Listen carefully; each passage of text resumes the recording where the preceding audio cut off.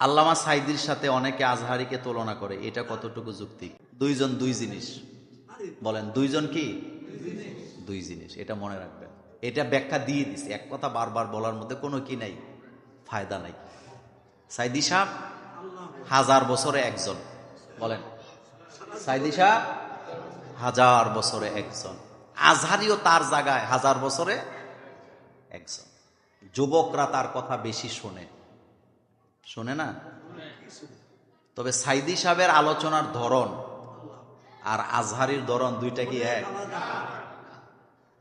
সাইদি সাহেবের ক্যাসেট বাজে নাই, একটা গড় বাংলাদেশে পাবেন না। রাজনীতি আলাদা খবর, কিন্তু সাইদি সাহেবের ক্যাসেট বাজে নাই এমন গড়।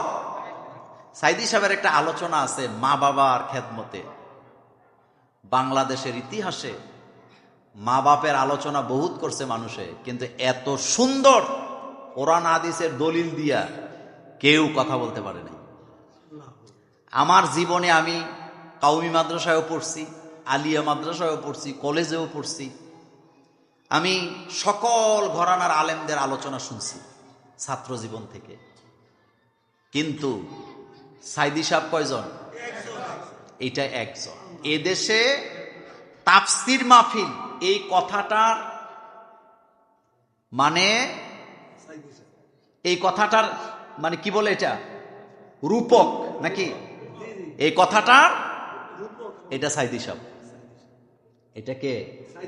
তাফসির মাহফিল। এই কথাটা মানুষ শুনছে, শিখছেই সাইদি সাহেবের কাছ থেকে। আর ওনার কাছ থেকেই এখন যারা তাফসির করে সবাই ওনার কাছ থেকে শিক্ষা নিচ্ছে।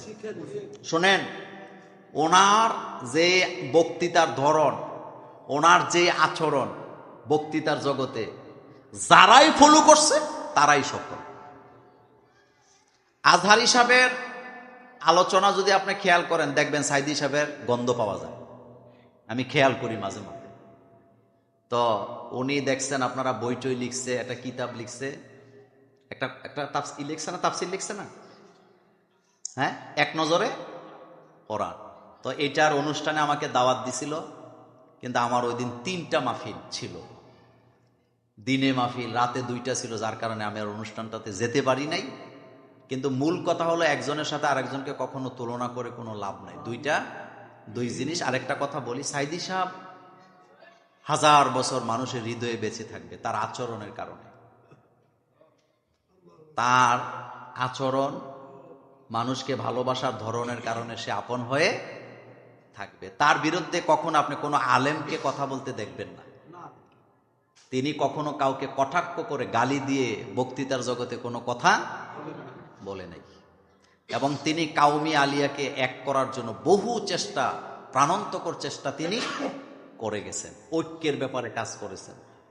আমরা দোয়া করি আল্লাহ যেন তার কবরটাকে জান্নাতের বাগান বানিয়ে দেয়।